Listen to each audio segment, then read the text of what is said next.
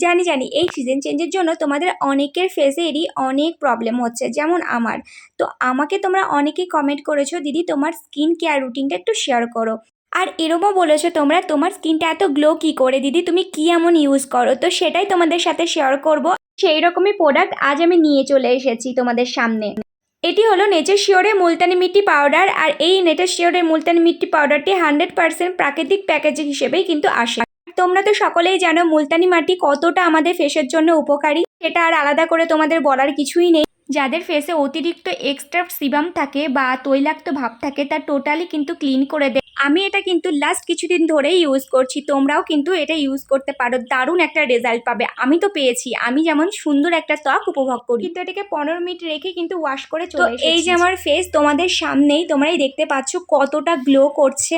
আর দেরি কিসের, আমার ডেসক্রিপশন বক্স থেকে লিংক নিয়ে ঝটপট পারচেস করে নাও।